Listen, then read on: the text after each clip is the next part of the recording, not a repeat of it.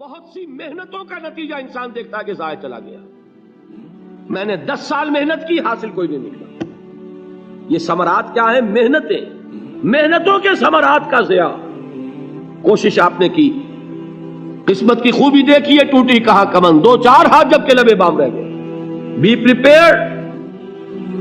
ایک شاعر کے یہ اشعار ہیں, وہ کمیونسٹ تھا, میں نام بھی نہیں لیتا, لیکن یہ کہ یہ اسی انقلابی, چونکہ ان کا بھی ایک انقلابی نظریہ ہے, انقلابی عمل میں یہ سارے مراحل آتے ہیں.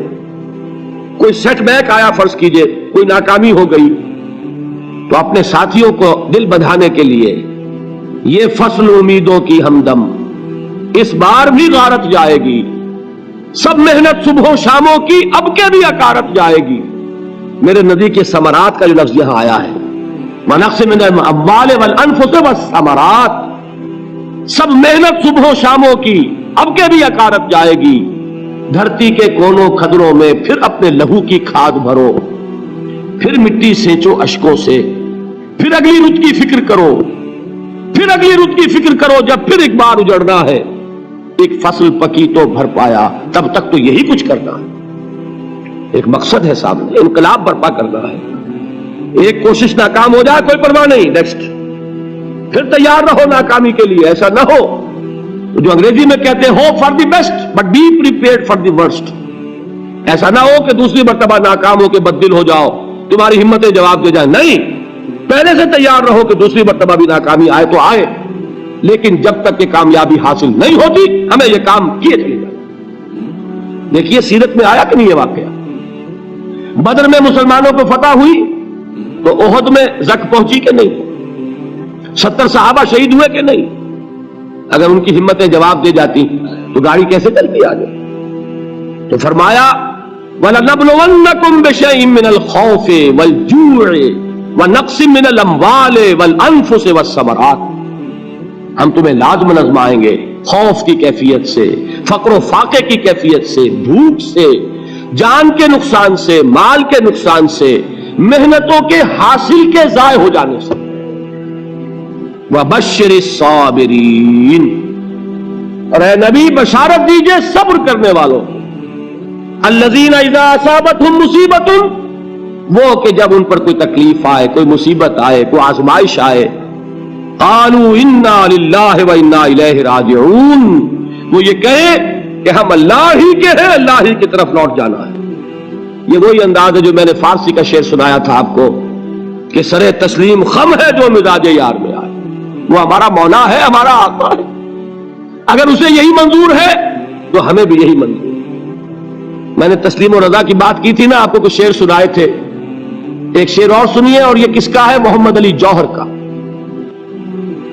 ایک مرتبہ جیل گئے, ان کی ایک بیٹی جوان بیمار ہوئی, فوت ہو گئی.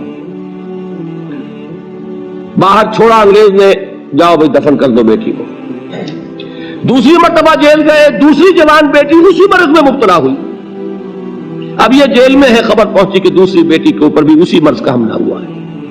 ایک نظم لکھی ہے جس کا آخری شعر یہ ہے, تیری صحت ہمیں منظور ہے لیکن اس کو نہیں منظور تو پھر ہم کو بھی منظور نہیں.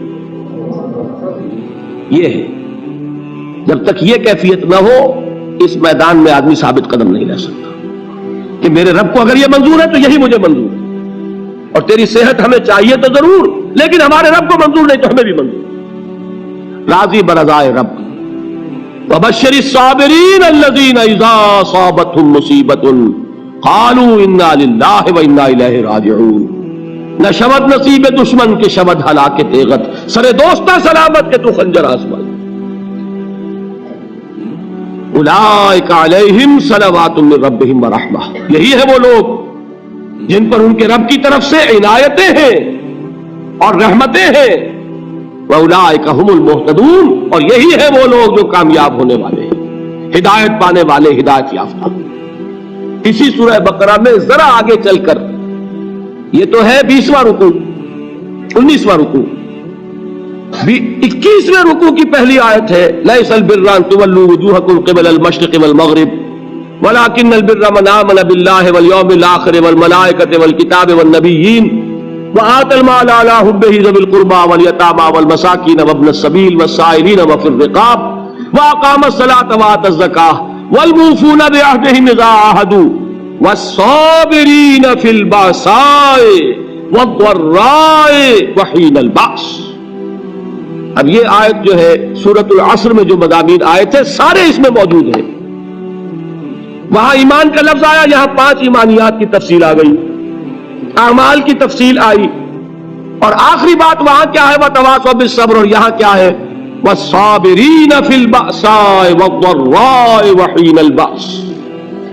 اور صبر کرنے والے، اصل نیکی ان کی ہے جو صبر کرے، کس میں؟ جنگ کے وقت. ذرائے، باسائے، باسا کہتے ہیں فقر اور فاقہ. واحد آئے گا باس تو اس کے معنی جنگ، اور باسا جمع میں آئے گا تو فاقہ، فقر، بھوک. اور ذرائے جسمانی تکلیف، ضرر، جسمانی تکلیفوں میں صبر کرنے والے، فقر اور فاقے میں صبر کرنے والے، اور جنگ کے وقت صبر کرنے والے. اولئک الذین صدقوا واولئک هم المتقون. یہ ہیں وہ لوگ جو صبر کرنے والے ہیں، یہ ہیں جو سچے ہیں، جو اپنے دعوے میں نیکی کے اور ایمان کے صادق ہیں، اور یہی وہ لوگ ہیں جو متقی.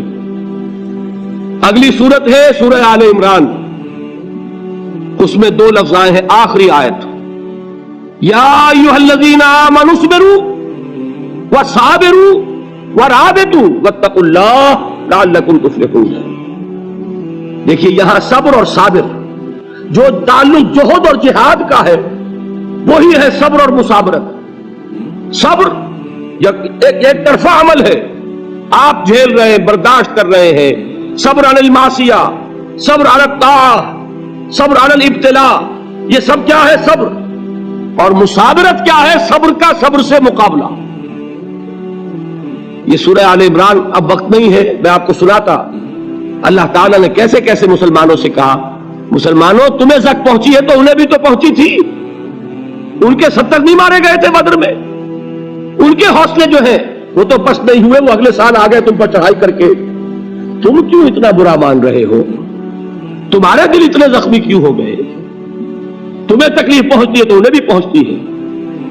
اپنی غیرت جو ہے ہمیں ذرا اس کا جائزہ لینا چاہیے. لوگ باطل نظریات کے لیے کتنی قربانیاں دے رہے ہیں، لوگ باطل چیزوں کے فروغ کے لیے کتنی محنتیں کر رہے ہیں. جیسا کہ میں نے ابھی کہا تھا، اسی غیرت کو چیلنج کرنے کے لیے، ذرا آپ کی حمیت دینی کو جوش دلانے کے لیے. قادیانی نوجوان کتنی تعداد میں اپنے آپ کو دین کے لیے وقف کرتا ہے، اور آپ کتنے نوجوان ہیں جو اپنے آپ کو دین کے لیے وقف کرتے ہیں. اور وہ کھاتے پیتے گھرانوں کے لوگ. یہ نہیں ہے کہ اگر کوئی اور کام نہیں کر سکتا تو پھر یہ ہے کہ وہ دین کے کام میں لگ جائے. باصلاحیت لوگ، کھاتے پیتے لوگ، ذہنی استعداد رکھنے والے لوگ، اونچے گھرانوں کے لوگ، وہ وقف کریں اپنے آپ کو دین کے لیے. اس کے بغیر کیسے باہر آ جائے گی، کیسے رونق آ جائے گی؟ تو دنیا میں باطل نظریات والے جو ہیں، یہ بات کہی گئی ہے مسلمانوں تم اگر توحید کے لیے لڑ رہے ہو، دیکھتے نہیں ابو جہل کو، اس نے گردن کٹوائی ہے شرک کے لیے، شرک کے لیے گردن کٹوائے، اور تم توحید کے لیے گردن کٹوانے کو تیار ہو. اس نے گردن کٹوائی کہ نہیں کٹوائی؟ اور کس طرح کٹوائی ہے؟ کیونکہ بڑا متکبر قسم کا، فرعون قسم کا شخص تھا. جب گردن کاٹنے لگے تو کہتا ہے ذرا نیچے سے کاٹنا، تاکہ جب تم نیزے کے اوپر چڑھاؤ میرے سر کو تو اونچا نظر آئے، معلوم ہو سردار کا سر. وہ بدبخت مرتے ہوئے بھی جو اس کی کیفیت تھی نا، اس کو ذہن میں رکھیے. تو یہ اس لوگوں نے قربانیاں دی، جانے دی. تو فرمایا اگر تم ان سے زیادہ قربانی نہیں دو گے، یہ نوٹ کر لیجیے اس کو، مجرد اگر حق کو غالب کرنا اللہ کے ذمے ہو تو آنے واحد میں غالب کر دے گا، تمہیں تکلیف ہی دینے کی ضرورت نہیں. سمجھ رہے؟ کیا اللہ کے مقابلے میں کوئی باطل کی طاقت ٹھہر سکتی ہے؟ یہ تمہارے ایمان کا امتحان ہے، یہ تمہارے خلوص کی آزمائش ہے، یہ تمہارے امتحان کا ثبوت درکار ہے کہ اللہ تعالیٰ دیکھنا چاہتا ہے تم اس کے لیے اپنی جانیں قربان کرنے کو تیار ہو کہ نہیں.